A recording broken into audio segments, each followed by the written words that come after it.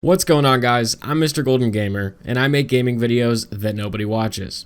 Call of Duty Black Ops 6 Season 5 starts tomorrow at this point, and I've already made a video going over all of the multiplayer updates and all of the zombies updates, but I have yet to make a video going over all of the Warzone updates we'll be seeing with Season 5, so that's what this video is going to be about. Now, I know that after all of the news we got this past week with Battlefield 6, and the beta is actually going to start tomorrow as well, on the same day that Season 5 for Black Ops 6 starts, a lot of people just aren't interested in Call of Duty at all right now and could care less about Season 5, and I get that, but I'm still going to cover it. The Battlefield 6 beta only starts on the 7th if you have a code for early access. I do not have a code, so I won't be able to access it until the 9th, but I am very much looking forward to getting my hands on that and making some content about that. So if you're interested in seeing that, be sure to subscribe to the channel if you haven't already. So anyways, back to Warzone. There's not a whole lot of content this time around. The major thing with the map is that the stadium is going to be opened. Of course, we know when we had Verdansk the first time around, I believe it was Season 5 of Modern Warfare 2019,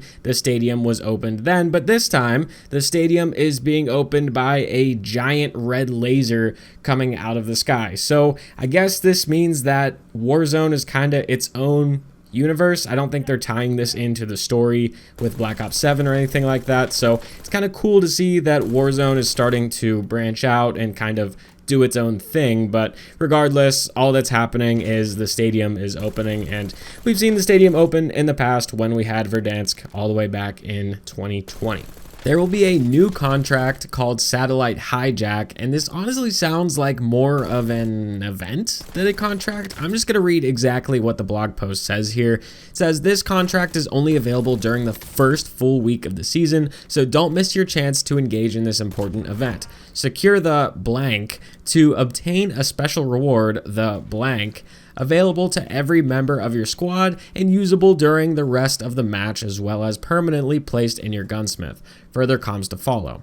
Additional reports appear to indicate further and increasingly alarming blank, recommending additional attention to blank as the blank progresses. So I guess we got to figure this out. I don't know. I don't really know what it means. I don't really follow the Warzone events too terribly much, but I know that they've had like vaults in the past and things like that you could access, but it sounds like we'll be getting a weapon blueprint as a reward because it says it'll be placed in your gunsmith, but we'll have to wait and see. There's a couple of different limited time modes that will be coming to this season, and the first is Stadium Resurgence, and this is going to be week 2 of the season.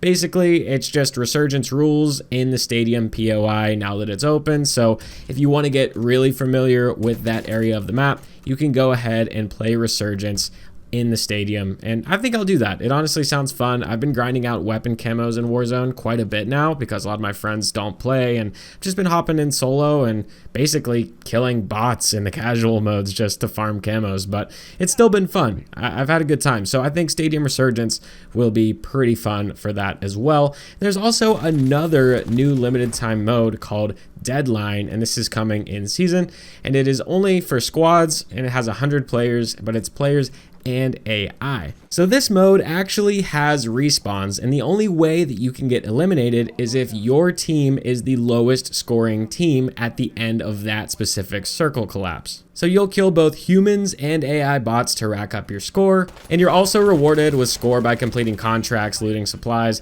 and spending cash at buy stations. So this sounds like a really good opportunity to rack up a whole bunch of kills and get your camo challenges done. So I think this will be a really fun mode for me because all I really like to do is do these camo challenges in these resurgence modes. There's been a lot of conversation over Warzone solos and whether we should have core solos and casual solos side by side, or if we should just have casual or just core. So they have a whole bunch about this in the blog post, so I'm just going to read this one as well. They said, we have completed a second phase of testing, running both casual solos and core solos side by side, which has allowed us to gather deeper regional data and assess how playlists affect player experience across a global population. Our second tests showed a similar result, with casual solos receiving 3 times the number of daily users compared to core solos. The data also reveals that players who heavily favored core solos playlist in Season 3, before casual solos was added, significantly reduced their time in the mode when it returned in Season 4 Reloaded, spending just 25% of their total playtime in core solos. Our teams continue to examine how playlist offerings work regionally, and here's how playlists will shift when Season 5 launches. In consideration of the data we've seen, both core solos and casual solos will be available globally on day 1 of the season. Within 48 hours, playlists will be updated to core solos remaining active in North America and Europe only, and casual solos will continue to be available in all regions.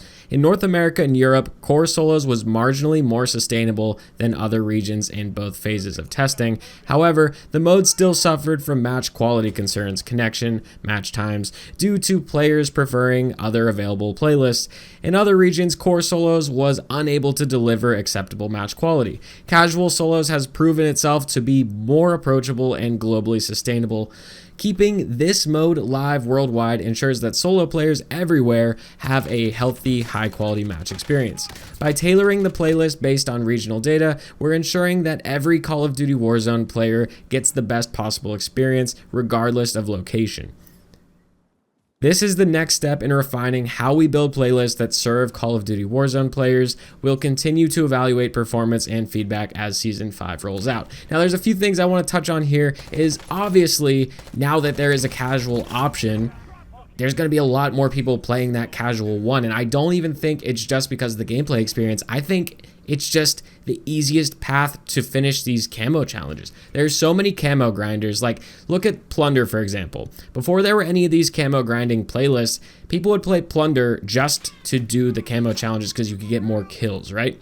In casuals, you can get more kills way easier, right? So I don't think people like Plunder. I think that people were playing Plunder because it was easy to get camo challenges done. I don't think people necessarily like bot farming all day, but they want to get those camo challenges done. So of course, whenever there's a mode that has like whatever percentage of bots, of course that's going to get played. But I digress. Lastly, of course, there's a bunch of ranked playlist updates and stuff, but that's for sweaty nerds, so I'm not going to talk about that. And then we also have all of the universal updates, all the weapons, probably the combat bow. Those things will be in Warzone as well. So definitely looking forward to using the new weapons. But anyway, Warzone, not a whole lot this time around. A lot of people are really excited for Battlefield 6, and I am one of those people. So stay tuned to the channel for some Battlefield 6. Black Ops 7 reveal coming soon as well. So it's a good time for first-person shooter fans, to be honest, and we'll just have to see if Call of Duty delivers, but Battlefield is looking sick.